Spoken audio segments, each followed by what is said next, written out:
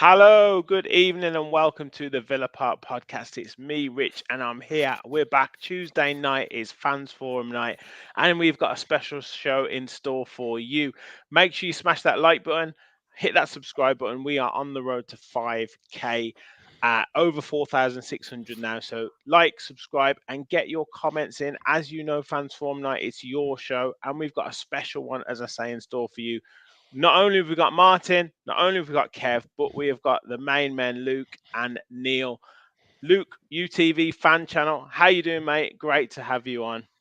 Yeah, great to be on the night shift. So here we are chatting about the Villa. Exactly. And Neil, the man from Love McGrath Pod. How you doing, mate? Great to have you on again. Thanks a million, guys, for having me. I promise I'm going to be a lot more cheery about Aston Villa than I was just before the camera started rolling there, talking about Ireland international football. So I've gotten that out of my system, so everything is on the up and up from now on. Good. Yes, mate. We won't talk too much. And I guess a guy who is wallowing in your self pity and your misery is Martin. How you doing, mate? We're gonna talk Aston Villa, so not Ireland, thankfully. Yeah, thankfully. Is the Rugby World Cup starting soon? I'd love to be watching them. No, mate. Unfortunately, not. But yeah, we're gonna talk Aston Villa and Kev, the main man. How you doing, mate? Great to have you on again. Good, mate. Good. I had a bit of a heavy heart tonight. I spent 4 summers in my younger years working in Greece, and obviously my mum was Irish. So I was a bit like, who do I want to win? But yeah, what was it? What was it in the end? I don't know. I'm not. Was it 2-0? 2-0. Yeah. I know, yeah. Well, what I would say to the Irish contingent is just like Aston Villa were absolutely terrible for years. They came back, and Ireland used to be good. So let's have a bit of belief. I'm sure Ireland can get back there at some point. But yeah, sad to see. But anyway, let's talk Villa. Kevin, we probably believe in the tooth fairy quicker than we believe in Ireland playing good football. I believe Absolutely. when Villa wore this top, we weren't great. So Yeah, true. yeah, it's not that long Is the ago. PSR in international football? That might be the only thing that could bring the pack back Wage towards us. gap. Yeah. Yeah. Just stop all these teams from picking their good players and just let Ireland be able Yeah. to catch up. But you never know, Neil. You never know. But we are gonna put a smile in your face, mate, and talk Aston Villa. So we're gonna talk the start of the season, what we thoughts are on that. Obviously, the next few games coming up, particularly in the Premier League and also the Champions League. Get that excitement building for the Champions League. I know we've had controversy over ticket prices and all that kind of jazz, but we've still got Champions League football coming to Villa Park, so we've got to get excited for that. And obviously, guys, your comments and questions, we'll try and get through as many as we can for the lads as well. So please do keep them coming in. Neil, I'll start with you, mate. So season started, 3 Premier League games, 2 victories away from home.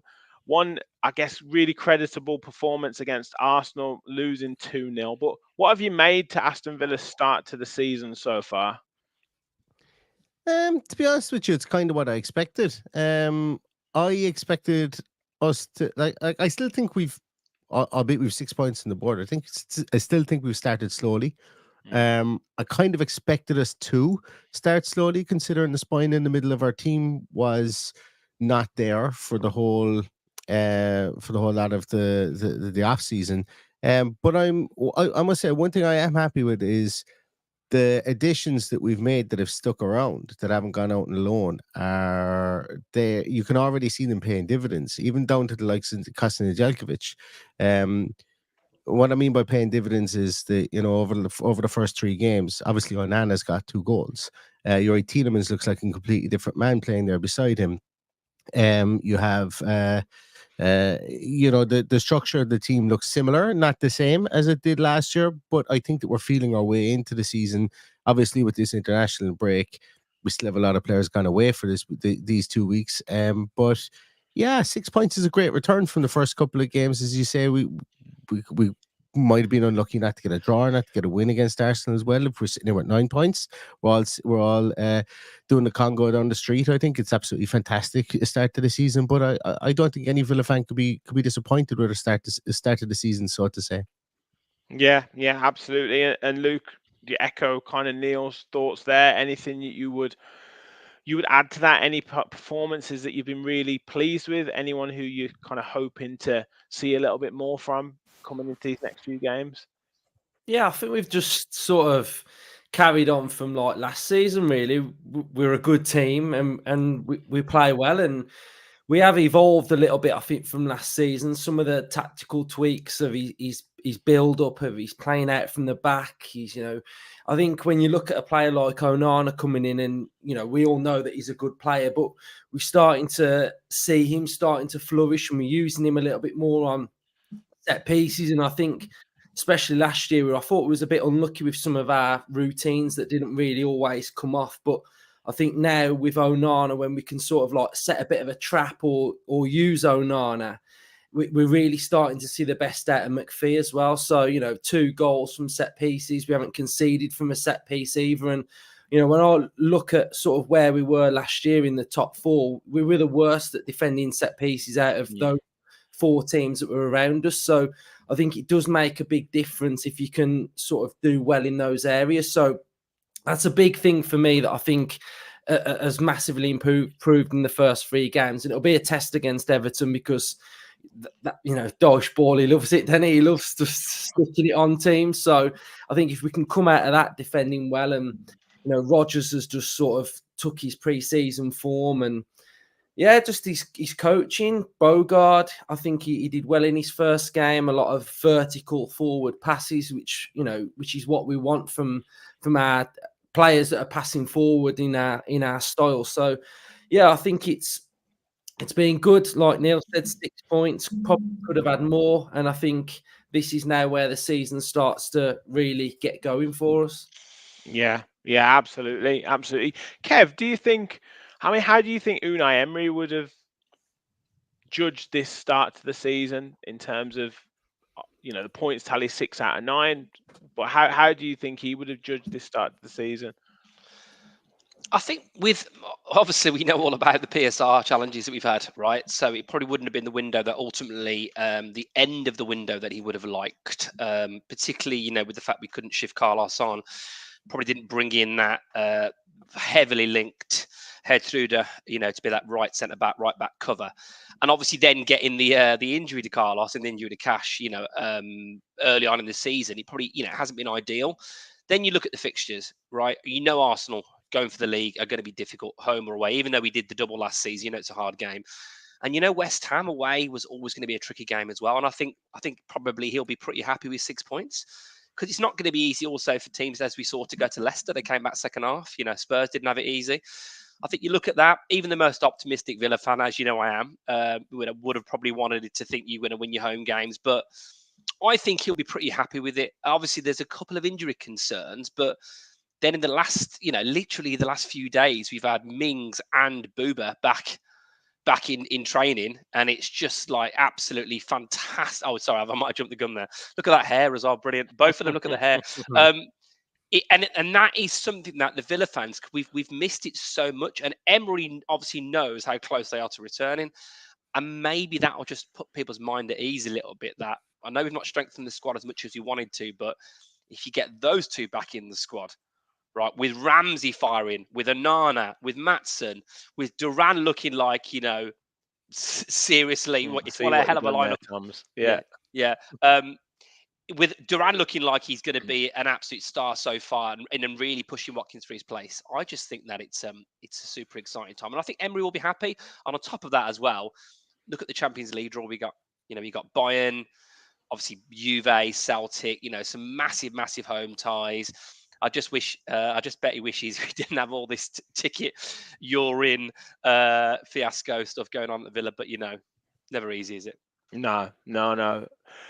I agree with you. Just before we touch on kind of move into the next few games, Martin, and what we kind of hoping and expecting, Luke touched on the fact of the set pieces and how that would, I imagine, be a big area that Unai Emery wanted to improve by both attacking and defensively. And we've said on this podcast, in terms of the physical profile, the makeup of some of the signings that we've got now, I mean, that's going to be huge, isn't it, across the season? If you look at the attacking set pieces for goals at key moments that we might be able to get, but also that defensive side of it as well, that could be the key to us having a really successful season again. Yeah, absolutely. Because when you look at the height and presence, like defensively and offensively, you've Mings coming back, who's like 6'4". You've got Onana, who's of a similar height. Torres is 6 foot plus. Carlos 6 foot on the button. You know, there's players there now at a particular height that is going to be so effective with set pieces defensively and offensively. We've seen it there against West Ham in the first 4 minutes. A ball in straight in the box and a towering header from Onana, and no one else was going to get to it. Could you argue the keeper probably could have done better in his box? Maybe, but you know, I think the pressure was enough that the keeper kind of had the question to stay where he is. And then when you look at defensively, that, you know, we're just getting rid of the ball a lot better in set pieces. I feel like we're defending it so much more comfortably. Whereas last season we were probably struggling with set pieces a little bit. We weren't conceding too many goals, of course, but we were giving away a good few chances, I felt.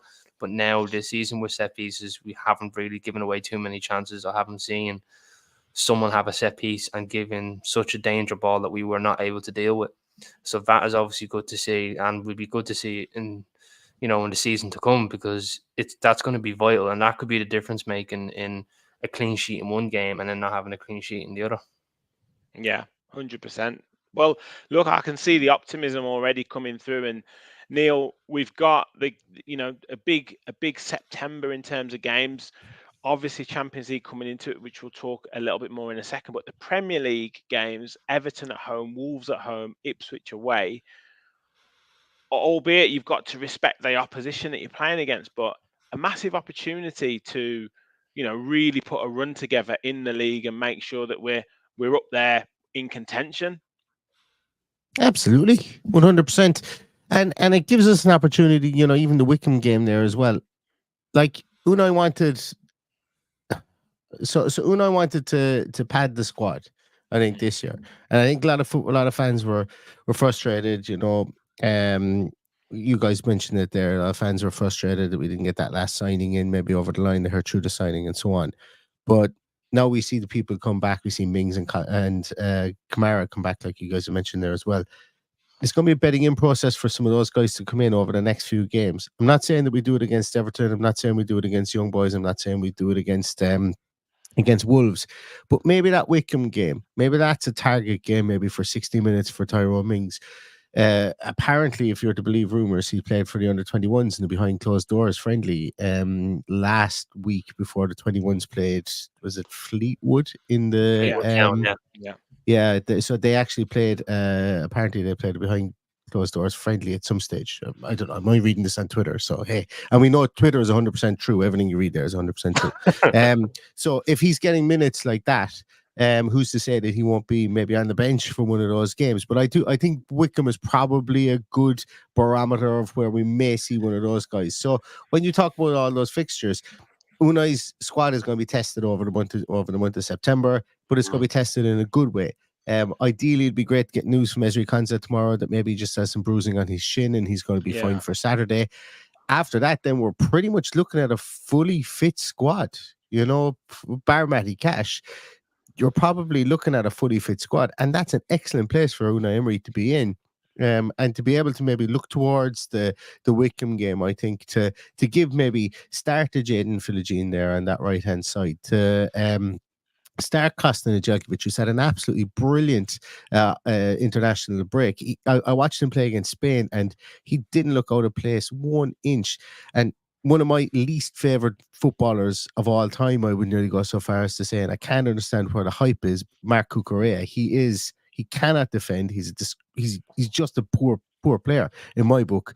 But he gets all these plaudits, and they give him a lot of help in Spain because they put people over on that side with him. And Nedeljkovic was able to deal with everything they threw at him down that right hand side against Spain. I thought he was really, really good, and I watched that whole game. So, I think over the course of these next few games, we've got opportunities to get points. We've got opportunities to progress in the Champions League and have our first game there, and to get a result out in Switzerland. But more so, I think Unai Emery will look at those and go, I've got opportunities to get minutes in the legs of my players here. I've got opportunities to utilize my squad like I wanted to do last season, but I didn't have those legs or those players there. And I've got opportunities to give minutes to people who I've brought to this club under the pretense that they will get minutes, such as Jaden Philogene. And I'm excited for that, because I'm as excited to see what these guys can do, what these younger guys can do that are in the team, like Bogard see how he progresses in Djokovic and Philogene, as I am, seeing Onana come into the team, or seeing Ian Matson, I suppose, because I've watched them. I know what they can do. I know what they can do at this level, or a level that's it's similar to this. But I'm really excited to see what Djokovic and what Jaden Philogene can do over these coming weeks. And I think they will get their opportunities, provided that they stay fit. Yeah, absolutely. And Luke, just Neil talking about the players that we've got at our disposal, and that, the exciting players that we've got now, how is he going to balance that up? He's got a good opportunity to play these players, but you mentioned Morgan Rogers playing so well. Onana and Tielemans in midfield looking so good. Barkley coming on and doing really well, and then you've got John Duran knocking on the door to start ahead of Ollie Watkins. I mean, this is, I guess it's a manager's dream, but it's also that difficulty as well, isn't it? To kind of balance all these egos that want to be in that starting 11.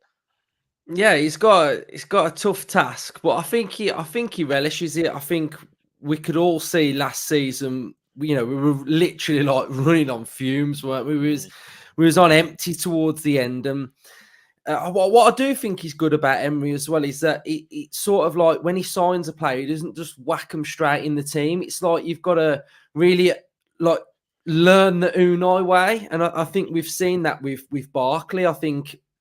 And Tielemans, but I think Barkley's performance against Leicester when he came on, and he didn't 100% passing accuracy, and I think that would be really pleasing. He was getting on the ball, the tempo was good, and so I think it's an opportunity. And I think what our squad's got is that sort of two players in every position, but everybody's chomping and everybody wants to play. There's the debate of should Duran start games, and I think I can see why people would say that Duran should start, because he's scoring goals, he's looking sharp, and so I think he's got a lot of tough decisions to make, but I think we've got plenty of games that there's going to be opportunity for a lot of them. And even if you don't start games, I remember when Bailey did his interview and he was saying that everybody has a role to play. If you come on with 15, 20 minutes, it's just as important as you start in the game. And I think the squad, and I think football in general as well, I think it is a squad game now. And I think it's not just an 11 that you just want to see churned out every week. It's like, I guess we'll have debates in a couple of weeks about like who does Kamara take the place of, and it's just one of them where it's just like they're all going to play. Could be horses for courses, couldn't it? Different games, and Emery's the master of that, isn't he? Different games will require different players, different types of tactics, and I guess now he might want one or two more options, but he's certainly got a hell of a lot of options to be able to tinker with the squad, or to set up specifically for those games that he's got.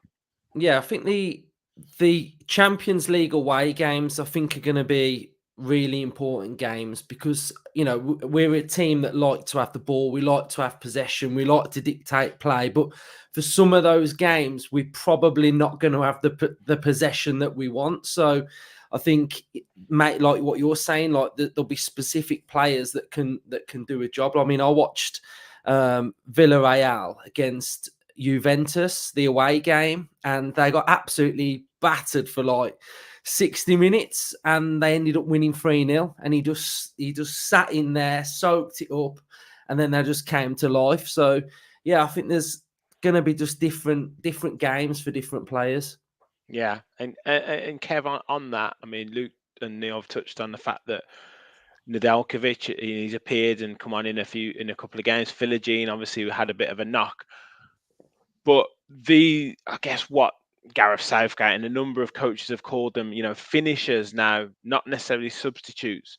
And this ability now that Villa have got to have players to come off the bench and affect games, like we did against West Ham, like Duran did against Leicester, is absolutely key, isn't it? Oh, it's huge. It's absolutely huge. I mean, we can all remember the days. I've got a lot of love for Anwar El Ghazi and Mahmoud Trezeguet, but that was our option, wasn't it? It was El Ghazi, Trezeguet, maybe Borja Baston for a couple of games for 8 minutes, whatever. We've come a long way from that. West Ham, we were there, 3 miles from the pitch, of course, but we still managed to see 3 substitutes combine. Ian Matson, lovely, into Jacob Ramsey, square ball, bang, John Duran. And that is something that we've got in the squad now. It looks like you've got a player not quite at it or not on form. We've seen already, haven't we? Like McGinn's come off early, Watkins has come off early, and the players that are coming on are making a difference. And I think one of the guys just touched on it there, but I think it was Lucas said about Kamara, coming back into the team. This is the exciting bit. We're going to have some really good players that probably won't make match day squads. This is the kind of stuff that Chelsea do, we're going to, Man City do, we're going to have a situation where you might have a fully fit Buendia, Mings, Kamara to add to that squad already. You might have a scenario where maybe some people aren't getting in. And I think it's a really interesting time as well. Obviously, Neil touched on, the likes of Philogene. I think some of these players, Philogene, Nedeljkovic, are going to make way more of an impact than people thought. I thought Enzo would, actually. I was really quite hyped about Enzo from what I'd seen in pre-season. It's a shame he moved on, but and we've not even mentioned Buendia. And Buendia, yes, I just said there. He scored, albeit against Fleetwood, but 2 goals, which would have done his confidence a world of good. Kev. Yeah. And if he's back to full fit, I remember the start of last season when he absolutely bodied Tonali in that summer series, and I thought, wow, Buendia looks at it here. He looks really at it. Tonali probably had a bet on it, so that's probably why he did it. But sorry, like we've got some super players in that squad now. The one worry I've got is Leon Bailey, because I wonder how fit he is. He didn't look like he was at it the back end of last season. He looks like he's not quite 100% this season. And I think particularly in those Champions League away games that we're talking about, when you're all under the cosh, the pace of Bailey on the attack is going to be massive. And I do worry a little bit about what kind of condition he's going to be in. You boys, any thought on that? Neil, Luke, on Leon Bailey? Do you think he just needs a bit of time just to warm up into the season, or have you seen any slight reason to be slightly concerned? I suppose, look, Leon Bailey had probably the season of his life last year. His time at Leverkusen was up and down also. I think Unai probably, like, he's unlocked something in him, certainly. But it's up to Leon Bailey to be consistent now. I don't think he's carrying knocks. I don't think he's struggling with injury or anything like that. I don't think the same things that we could label maybe with Nolly Watkins could be the situation there. But Leon Bailey is like I suppose really in my heart of hearts, we know he's a good player. We want him to play well, but there would be some sort of regression towards the mean, and maybe bringing in a Jaden Philogene. When he was brought in, that's why I spoke about him quite a bit a moment ago, because there's probably a thought process there that if Leon Bailey does regress towards his mean this season, and maybe if teams maybe if teams find him out or whatever the case is, he will need to rebuild up his confidence again. Because we know he's a confidence player, and this isn't me killing Leon Bailey or anything like that. And I'm a very pro Leon Bailey person, but I think bringing in that insurance policy in Jaden Philogene and seeing what we have in him, I think that Unai Emery is really going to want to see that, because he's not going to want to be in a position whereby he's scratching his head going, oh my God, do I play McGinn back there? Do I look at maybe moving Morgan Rogers over to that side? Do I look at playing Jacob Ramsey out there, seeing what the story is? I think he wants for plug and play players that can come in there and stick into this system. He doesn't need the headache of having to move players around when we're in a Champions League season, and obviously trying to get back into fourth position again. So Leon Bailey will come good, but I think that the exciting part is the fact that we do have somebody who ripped up the championship last year, that knows how Unai Emery wants to play, having been with the club last year and under Unai Emery the year previous. So for me, it's not a concern at all, but it's not a massive negative. He does if he does struggle to hit the heights that he hit last season, as long as his confidence is built up, because I think he's very much a confidence player. Yeah, 100%. I agree. I absolutely agree. And I think it'll just take a bit of time for him to come in. He could have scored against West Ham. He was doing some fantastic defensive work against Leicester as well. It's just that electric Leon Bailey. But like I say, sometimes it just takes players a little bit of time, much like Ollie Watkins, But it's great that you've got players that potentially could be knocking on the door to come in and do as good a job or an effective job, a la Duran and Philogene. Martin, you talked about the midfield four, and while we talk about squad, while we talk about the next kind of 6 or 7 games across September, that midfield four, and particularly with now we've seen the Boubacar Kamara potentially coming back into training. He's got a great option there now with Yuri Tielemans, Amadou Onana, Boubacar Kamara, John McGinn. You've pictured there. So I mean that's a great, again, a really good headache to have. But what would you say would be the number one, I guess, midfield partnership there then? Like, I think the number one midfield partnership, ideally in an ideal world, I think is going to be Kamara and Onana, simply because Kamara can just sit back, be like a deep lane playmaker and clean it all up, while Onana can be like box to box. Tielemans can have more of a free role to unlock defenses, because we all know what he's like. He gets the one touch and pass and just really unlock defenses really quickly.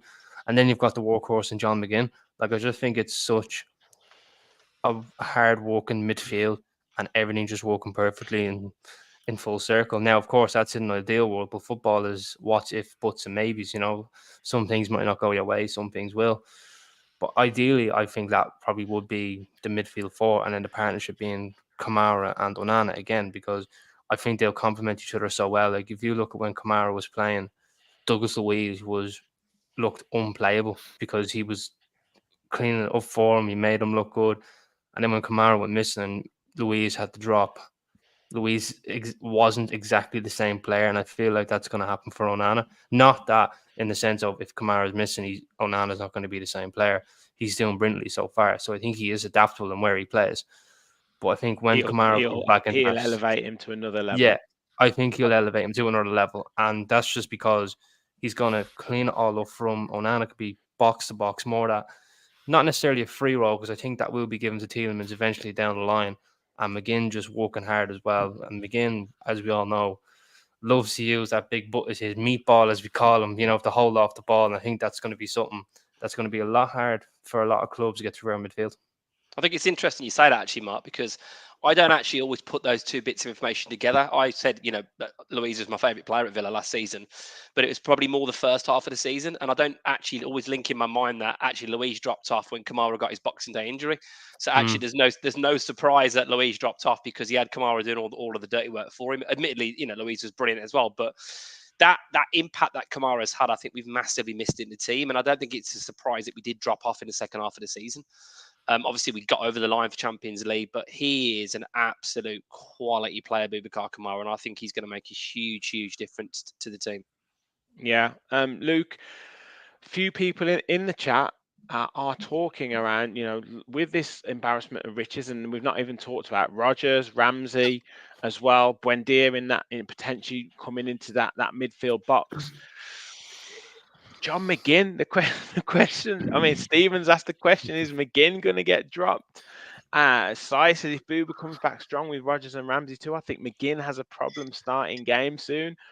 I mean, I know we've got the situation where it's a squad game, and we've just talked about horses for courses, different tactics for different games. And I think John McGinn is huge for Aston Villa. When he plays well, we play well. But, is there a potential whereby he doesn't become part of the strongest Villa 11 in inverted commas?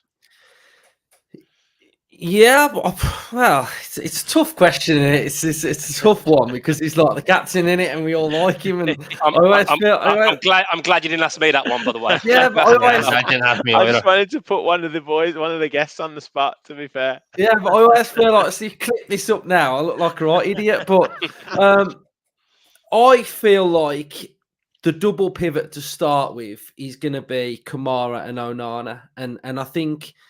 Why I think that is, I think we all know Kamara's absolutely amazing at what he does, but I think the Onana we signed is different to the one that played for Everton. I think that Unai has spotted characteristics in his game that he can unlock, and I think he can be more progressive, and I think he can arrive late, he can break through, he can dribble, and I think that's probably the Onana that I think we're going to see. So then you're only left with a wide right player, which you're probably going to say is Leon Bailey if he's fit, and then you've got the left-sided player. He loves Ramsey, doesn't he? He didn't want to sell Ramsey. He loves ball carriers. So I think he'd be fighting it out for that position. I think, yes, he can play sort of in that sort of off the striker position, but I think Morgan Rogers at the minute is unbelievable at playing that role as well. So last night, I don't know if anyone saw him, but he was just unplayable at times. And I haven't even mentioned Tielemans, who's probably been one of our best players this season, and he's not even in this conversation now. So it's tough, but I think, I don't really know, really. I just think there's plenty of options. They're all fighting for positions, and players are going to improve. There's going to be dips in form. There's probably going to be injuries, which, we don't want injuries, but injuries solve that problem because it means that there's one less player to think about. But I think midfield is I think for so many years we've been crying out. Barkley either. Yeah, but I think I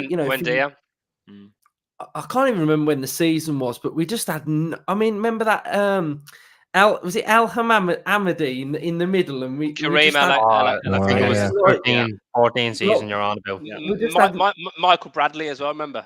Yeah, and now compare that to this, it's like night and day. So I think even last season we had Callum Chambers filling in midfield. Irobanham, who couldn't get in the squad, was having a few minutes here. Chambers in midfield. Even Den Donker was getting the odd minutes. Look at it now. We didn't mention Buendia and Barkley. It's crazy, isn't it?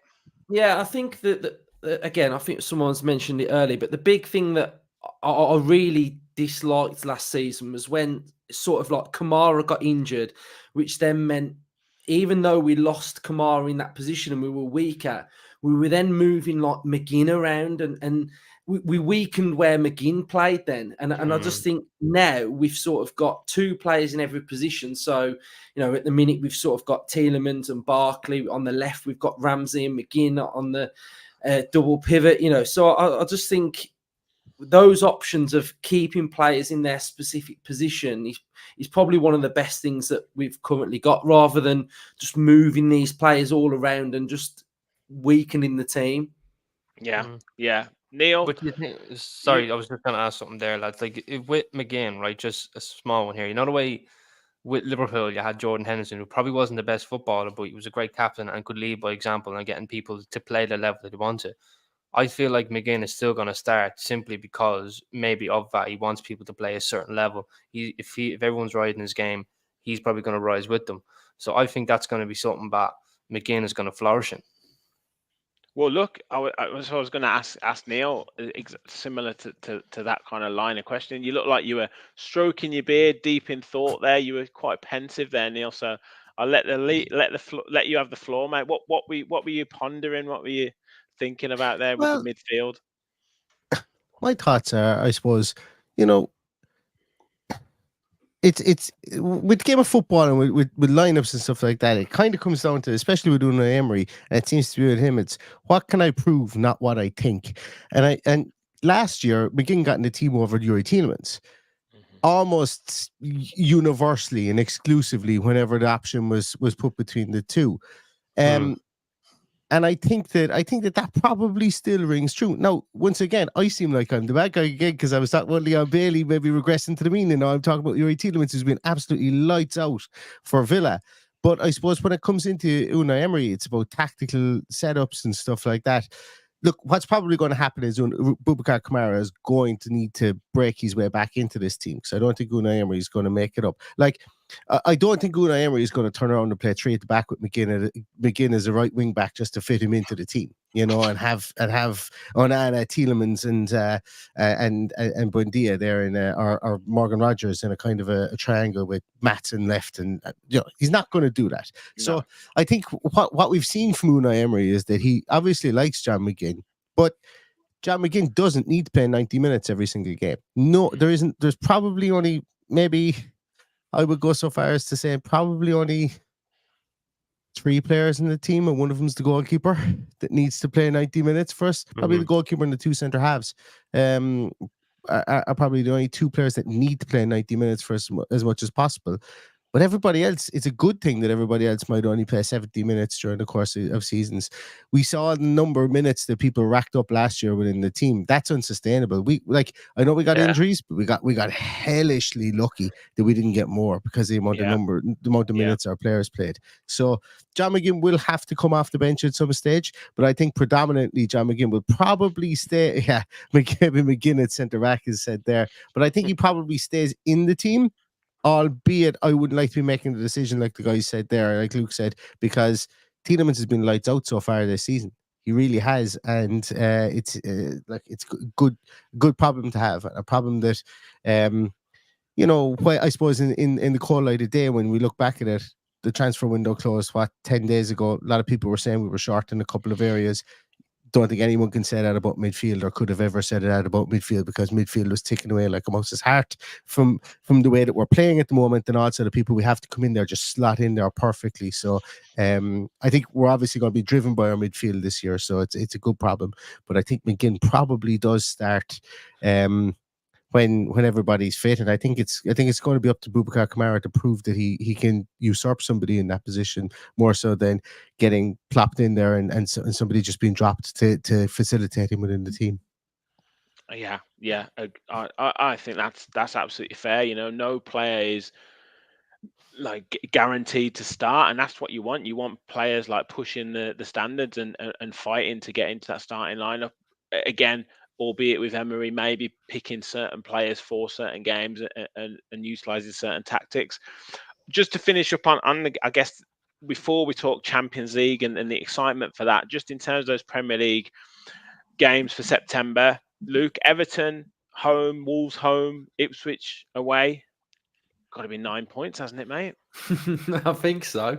Yeah, I think take one game at a time, as the old saying goes. But just there are good run of fixtures on paper, but we know what the Premier League's like. You can go into a game and there's different permutations. Everton haven't won yet, blah blah blah. So yeah, it's tough. But I think once the Champions League gets going, I think we've got sort of like Spurs close to a Champions League game, Liverpool close, Chelsea close, United. So we've really got these games that are coming up straight after. And I know a lot of them are playing in Europe anyway, so they're in the same situation. I think in 1 week it's Bayern and Man United. Yeah, so half Man United's team are former Bayern players anyway, so that'll be fine. So it's just like playing Bayern twice. Kev, you're confident going into these three Premier League games? I'm sure you are. I'll be confident if we were playing the Harlem Globetrotters at basketball, with Emery in charge. Anything is possible. Carpe diem. No, look, we can't get too carried away, because I do remember going to Villa Park last season, mid-December, thinking, oh my God, we're going to play the worst team the Premier League's probably ever seen. And if we're at home, and we've won 15 home games in a row, and when we win tonight, we'll go top of the Premier League. And Nicolo Zaniolo in the 97th minute saved us a point. So, you never, ever take anything for granted in the Premier League. But let's look at it. Wolves are a decent team. We've got them at home. Everton, we've got a great record against at home. Ipswich, newly promoted. Clearly, not mugs, but you've got to be thinking, if you want to get in the top four again, and I think we can't underestimate qualifying for it once, fantastic. But for this club to qualify for it 2 years in a row, from a money perspective with the PSO and everything, it would be absolutely massive. If you're going to do that, you've got to be beating Wolves and Everton at home and Ipswich away. It's simple as that for me. I know there's the schedule, but we've talked about the squad for 10-15 minutes about how we've got that squad name. Interestingly, on McGinn, I was going to say as well, I did look at some of the highlights on X last night, and I stumbled across some Scotland fans literally talking about McGinn, and there was quite a lot of Scotland fans giving McGinn a bit of grief in terms of his form dropping off. So it's not just Villa fans that are talking about McGinn. I do believe he will turn it around, because he's still not that old, and he's got the heart of a lion. But just an interesting one there. But we're in the big time now in terms of Champions League. We want to stay there, and this is a big opportunity. I mean, that whole September schedule, is something that you couldn't really ask for. You've got an international break. You've got 2 long-term injured players come back to fitness. few players with injuries that maybe can get back in the squad. You know, we've obviously had Bailey with a knock, Philogene had obviously a knock, Carlos, Cash, you know, Watkins maybe he's going to have a couple more weeks rehabilitation. I think it's time really well to then just go at it now. And yeah, what an exciting period of time for Villa. Absolutely, absolutely. Well, before we get on to Champions League chat, everyone in the chat, we've got nearly 250 watching. I think we've had over 250. So please, if you're on YouTube, hit that like button, hit that subscribe button. We're getting loads of great comments. Look at the boys on the panel, Neil, Luke, and Kevin Martin, a star-studded panel. So make sure you like, make sure you subscribe, and keep your comments and questions coming in. Want to shout out our show sponsors as well, Football Prizes. They have an amazing prize on at this moment in time. A match day competition for Aston Villa versus Bayern Munich. 2 hospitality tickets to the game to win. All you got to do is visit Football Prizes and search for the Aston Villa prize and purchase your ticket. The competition ends on Friday, the 20th of September. I've put the link in the description. Make sure you get your ticket for the chance to win this absolutely fantastic prize. We know these tickets are now like gold dust. So you've got just over a week now to get into the competition. Phenomenal prize on offer from Football Prizes. And yeah, well, let's talk about it, because Luke, we can't. We've had the you know, the announcement of the tickets, the kind of the outcry on Twitter and all across social media. I did an episode yesterday with Academy AVFC, and he's obviously got a real strong stance on the matter. But aside from that, the game against Bayern Munich sold out, but we've got young boys away first. I mean, just talking about Champions League football associated with Aston Villa, I mean, makes the hairs on the back of your neck stand up again. I mean, it is just absolutely fantastic that we've got this to look forward to. Yeah, it's I mean, I was season ticket holder, so I go and like, I just can't wait to be there and experience it. And, you know, I think you listen to different Villa fans of various ages, and they've all seen different things. And a lot of them have seen a lot more than what I have. You know, some will say they were sort of in Rotterdam watching us. Some have say they've watched Pele at Villa Park, you know, and I think this is probably going to be one of those moments where we get to talk about in years gone by. You know, I mean, we're opening it up with young boys who are the Swiss champions, and I think it's a great opportunity for us to get something from that game. And then, you know, there's that blockbuster, you know, Bayern Munich game, which has got something on it because we beat them in '82, and, you know, there's history there. And I think what an occasion. The first one is an absolute whopper. And I think the format, I think it really helps Villa. I think the fact that we're playing teams that are on our level, sort of in our pot, and we're not having to play a team home and away. I think the format's good. I think it gives us an opportunity to get to maybe that playoff round, to get into the round of 16. So I think that's great. And I just think it's massive for the football club of where we want to go. You know, about 5-6 years ago, we were in the Championship, and now we're playing Champions League football, and it shows what hard work can do. And I think it's the reward from last season, and I think it's something that the players are going to relish and want to, you know, test themselves and push themselves, and hopefully we can do well in it. Yeah. I mean, it's such an exciting prospect, Neil. I mean, Luke's talked about there Bayern Munich at home, but there's Juventus at home. There's the Battle of Britain, so to speak, against Celtic. I mean, just mouth-watering prospect. And also, I saw some, I don't know if it was Opta or one of the statisticians, but said Villa have got like a 70% chance of getting through. So we've got games that we can really get results in here. Absolutely. Look, you know, and yes, the pageantry that's going to come with Bayern at home and Juventus at home and Celtic at home and all these, you know, those wonderful games that we're going to play against big illustrious teams. Realistically speaking, you know, and Kev said there about getting into Champions League 2 years in a row. hey, we go and win the bloody thing this year, that solves an awful lot of PSR, doesn't it? You know, and I say that facetiously, obviously, but getting into the second round will like the escalators for you know, the monetary benefits, I suppose, of the Champions League really kind of kick in even more so. Obviously, we're unlike Newcastle last year, we're in a better position obviously this year because there's more money that's going to flow through the coffers with the way the new setup is. But you get into the knockout round and maybe you get through that and you get on again, you know, the money starts to build up nicely for Aston Villa. So getting out of or getting into the knockout stages is going to be paramount, I think, for Villa. I think they've got a good chance, as you mentioned. You know, I fancy Villa to go to Young Boys, come away with a win.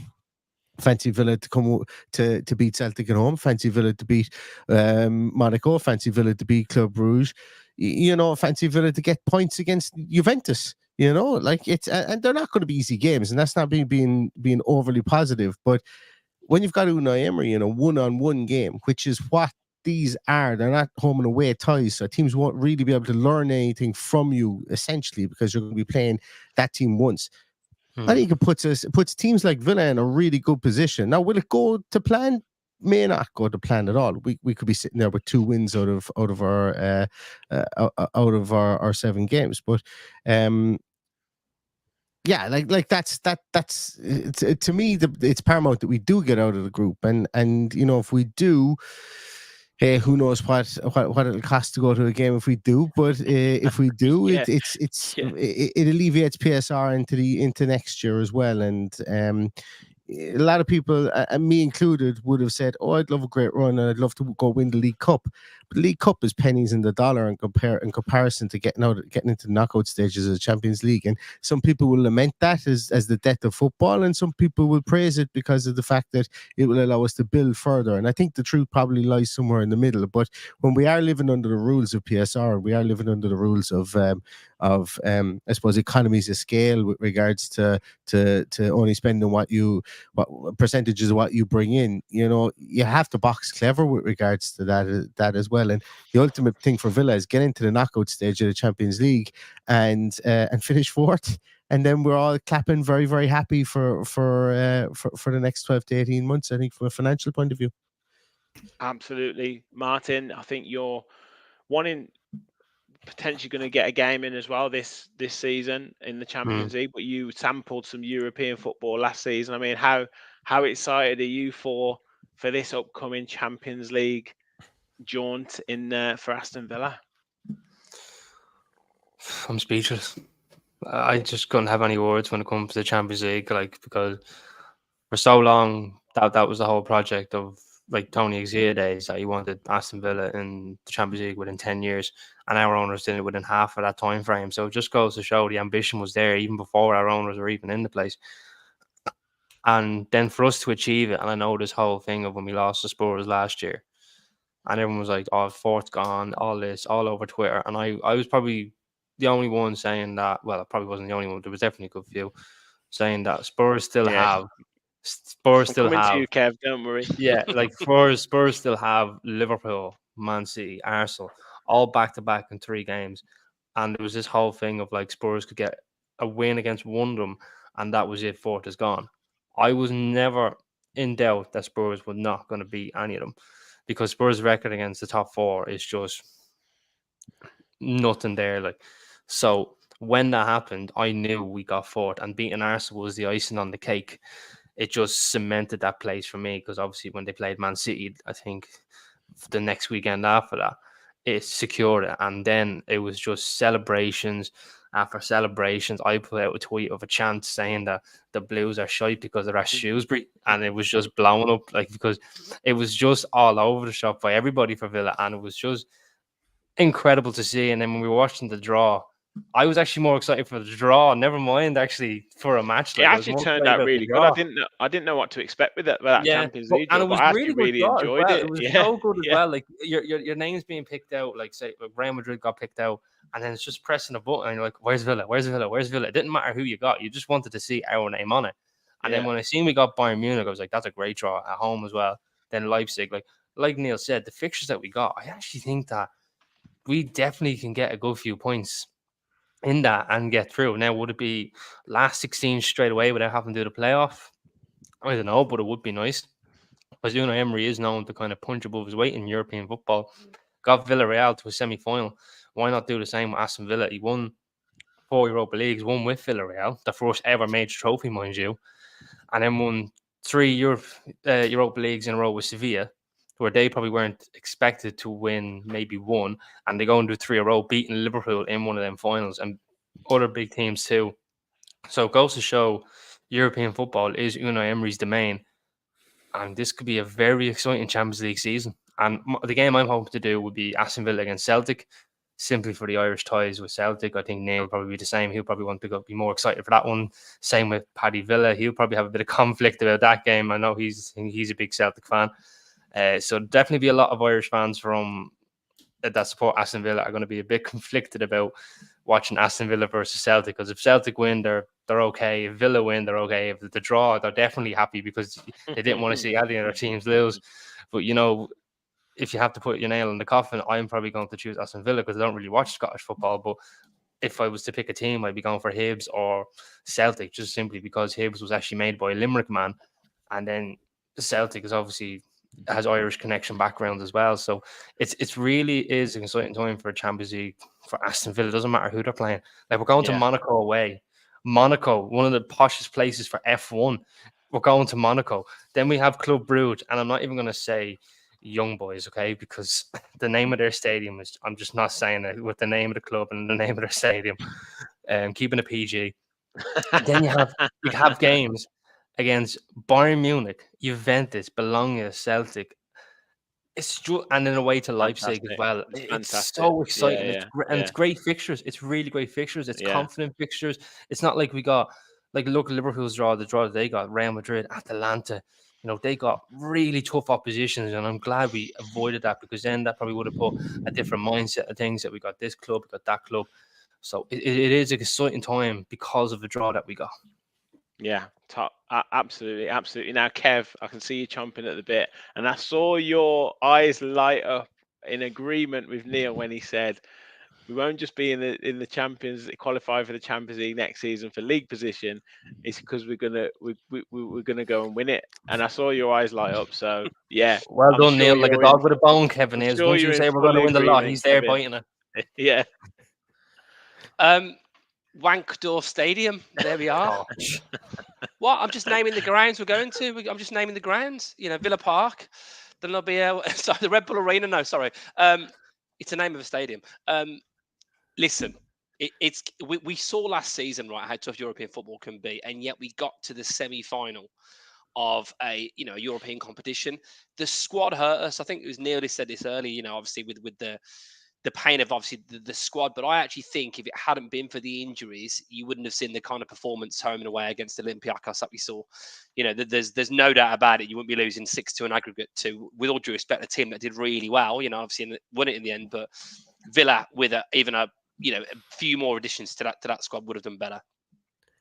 I had a conversation about a week or so ago unfortunately, it was with two Wolves fans and a Blues fan. And they were giving me a little bit of grief, and I was trying to educate him about Unai Emery and just trying to explain. Villarreal basically maybe won a a five-a-side tournament 48 years ago or something. They'd done nothing. Not only did he win a European trophy, not the Mickey Mouse one, that West Ham one. We would have loved it, of course, but but they won the Europa League, and then they got semi-finals of the Champions League and beat some massive teams getting there. The 3 consecutive Europa Leagues for Sevilla is massive. He took Aston Villa in their first season back in Europe in 13 years to the semi-finals. With that massive, great comeback win against Lille, and obviously beating Ajax, and great away win at Alkmaar, loads of stuff going on. He's the man for the European occasion, and with the squad that we've got, I actually fancy us to finish in the top 8. You won't be surprised to hear, but I do, because I really do feel like if you were going to play these teams in any order, you'd take the order that we've got. If that draw had been flipped and we were playing Bayern, even Celtic away would be a lot harder than it is. If you're at Stadio delle Alpi playing Juve, you've got the home ties where you've got more chance of getting some points. I know it won't be easy and it's different football, but I fancy us to get through in the top 8. I've got to be honest. Forget the playoff round. Let's rest our players for the Carabao Cup. Yeah, Luke, are you as confident as I mean, I'm pretty confident, I have to say, but confident as Kevin Neal at the prospect of Villa making it to the latter stages of the Champions League? Yeah, I Luke, do. just before you start, Luke, sorry, I'm just going to hop now because I'm up early for work. So, Neil, Luke, thanks for coming on. Really appreciate it. And Luke, if you're going to the game of the weekend, which I'm sure you are, I'll be there. So, I'll probably catch up with you. Yeah, definitely. Top man, Cool. Martin. Right. Cheers, mate. See you later, mate. See you later. Cheers, Mark. Bye-bye. Yeah, I think we've got the manager to do it, haven't we? We've got the manager that's got the pedigree to be able to do it. So there's no reason why we can't. Like I said earlier, I think the new format will help us. I think for a couple of them, it may be a bit of a struggle. The teams that have been in it for absolutely years to adjust to the new process, etc. I mean, that league table, for every point that you get, you're on that league table. Now, we're the first team that play in the Champions League this season. So we could be top of that table after the first game and then do something else and you get off to a good start. I mean, you play 8 games. If you win 3 and draw a couple, you're probably going to be slap bang in the middle, aren't you? So yeah, if results and we do well, then there's no reason why we can't be right at the top end. But it is going to be difficult because it is the Champions League. We're playing, not at the game that we started off with. We're playing a team that won the league. We're playing teams that are winning their league. And yeah, it's a Swiss league, but they've still won the league. So I think that aspect's going to be really difficult. I think the emotional element of those games and those occasions are going to be, difficult in themselves as well. But I think if we can get to that first phase of that knockout and get through to the round of 16 and go from there, I think we'll have a real good opportunity, and I think we'll have done really well. Yeah, 100%, 100%. Boys, I think I just want to touch on, obviously, Ezri Konsa featured for England tonight. You mentioned in the chat, Neil, about it's potentially just, I think some people have said it was maybe just a slight tweak, but Lee Carsley's confirmed that he's okay. I mean, that's going to be huge for us going into Saturday and these next games, isn't it? Yeah, I'm just reading here. It just popped up on Twitter here beside me that it seemed like it was more like just a bang. It was more like a contact injury than a muscle injury or anything like that, and they took him off. And Lee Carsley says he thinks he's going to be absolutely fine. So that's good news. That's good news because just as you're getting healthy, you don't want the injury bug to strike again. And we mentioned that previously, but look, it's it'd be a happy sight to see number 4 for Aston Villa back out there again at the weekend against Everton, which, as you say, is an imminently or is a game that we're going to obviously want to win, and it is imminently winnable. Given the players that we have, and 9 points out of 12 will have everybody smiling, and Ezri Konsa is going to be a big part of that. Absolutely. Well, yeah, hopefully a couple of days rest, back in training Thursday or Friday, and then in the squad for Saturday. Mentioned that, shout out to Scotty for $4.99 super chat. Up the Villa, absolutely, mate. Up the Villa, and thank you so much for your super chat there.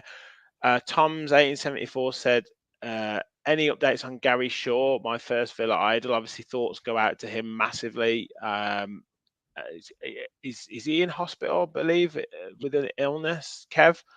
Yeah, what I heard was he'd had a fall and he's apparently in a bad way. It's a real shame. I was going to say, like, Martin talk about Champions League and how many years you're waiting for it, and you got like me and you, Rich, at like 43, waiting a lot longer.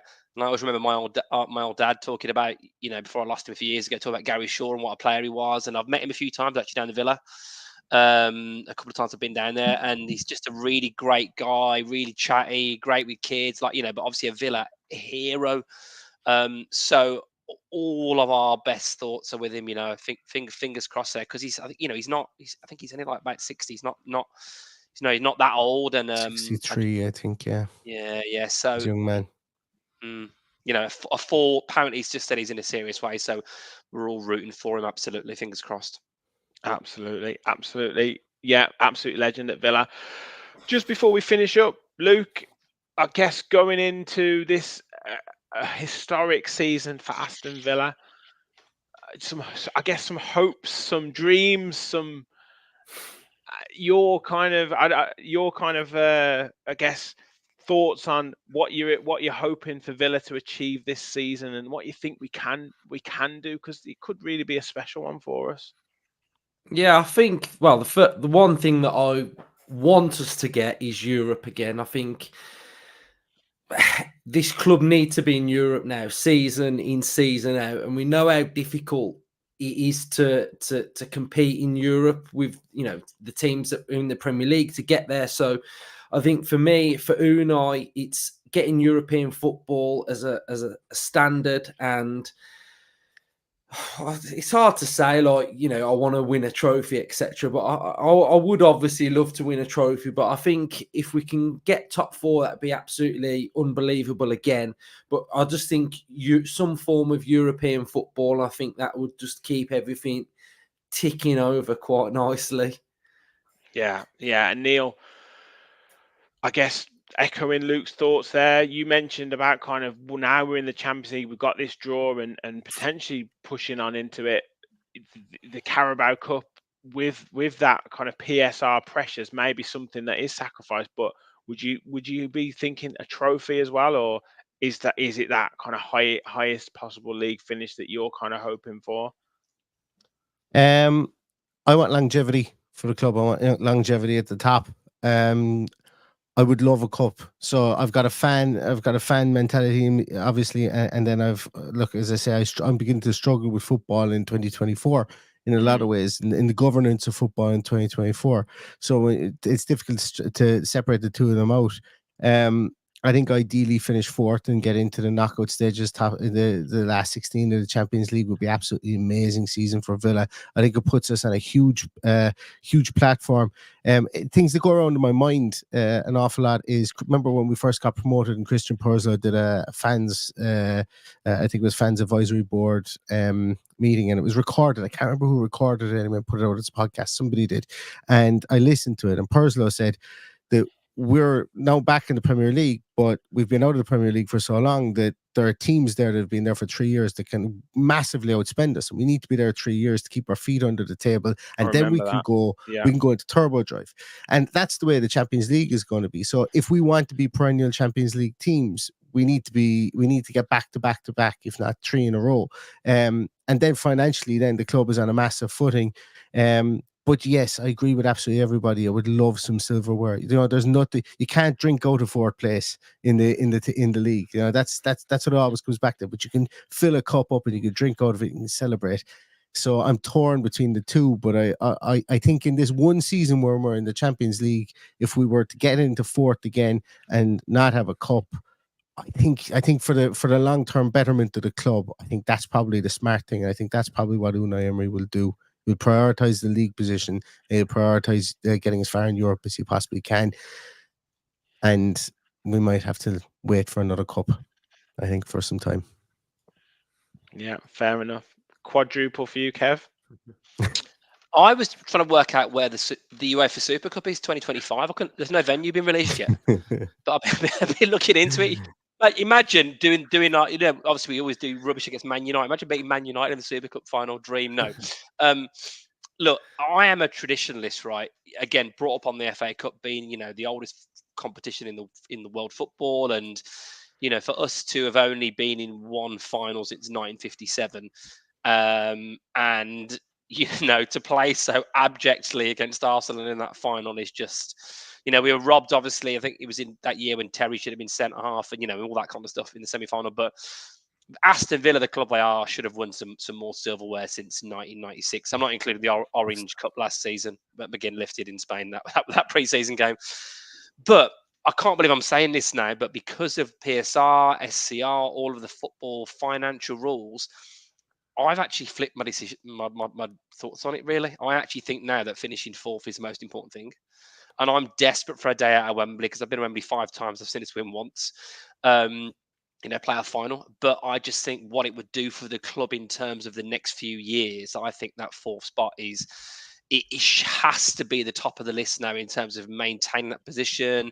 The money that you'd be able to spend, the revenue increases, everything that come with that. I just think it has to be top of the tree. But who's to say? Because someone's got to win one of the trophies. At the end of the year, someone's got to win one of them. Premier League winners, Kev? Well, the way I look at it, right, is this. Haaland might get injured. City are going to be done, right? Liverpool's wheels will fall off because, taking over from Klopp, Slot's had a good start. But if they played the dog and duck. Like, not much has happened, right? And who's the other one? Oh, Arsenal. Yeah, I mean, they've got Odegaard's injured now. Rice Arsenal could be out of the league race by the end of September. I've seen they're after racking up the injuries, and they've got some real big games coming up in September.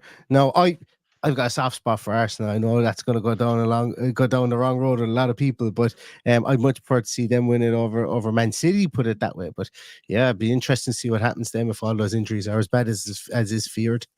Yeah, I mean, I do think. Look, it's probably going to be a stretch too far. The quality of those teams have got, but I don't know. I think we've got the squad now to at least compete in one of the domestic cups. At least, and as I often say on our pod, Villa have always seemed like they've not entered either of the cup competitions the way they've played in most of them in the last few years. But you got Wickham in the first game there. Even our second string squad, a lot of other teams will rest players. I think we could do some of those cups. Imagine a season where we finish top 4, win a trophy. I mean, fantastic. Top 4 and win the Champions League. Qualify for it twice. I knew we'd get there. I knew we'd get there in the end, Kev. I knew someone's got to win it, Rich. Yeah, someone's got to win it, win the tournament. Someone's got to win it. That's how football works. Exactly. Brilliant. Look, it is a wonderful prospect to be looking forward to. Obviously, football's back as of this Saturday. We've got a big September Champions League football to look forward to as well, and hopefully getting more points on the board. Neil, first of all, from you, mate, thank you so much for coming on. It's been an absolute pleasure having you on, mate. And Luke, thank you so much to you as well. Hopefully we do this quite regular. I do like chatting with you boys on our fans forum, and I know we share a lot of the same viewers, and everyone loves the Villa podcast family as well. So yeah, thanks to you boys for coming on and doing the night shift, Luke. Thank you, mate. Yeah, mate, I'm going to bed. Good stuff. We got loads more shows coming up for you over the next few days. We've got our In the Away End opposition preview with Mike from Blue Boys Network, so make sure you look out for that one. We've got our full match preview as well, hopefully on Friday night as well, so make sure you stay tuned for that, and hopefully an instant reaction and full match reaction to Aston Villa beating Everton. So loads more shows for you guys to look forward to. Make sure you smash the like button and hit that subscribe button. Help us on the road to 5k. Once again, thank you all you lads for joining. Thanks for everyone watching, and as always, remember, we all follow the Villa.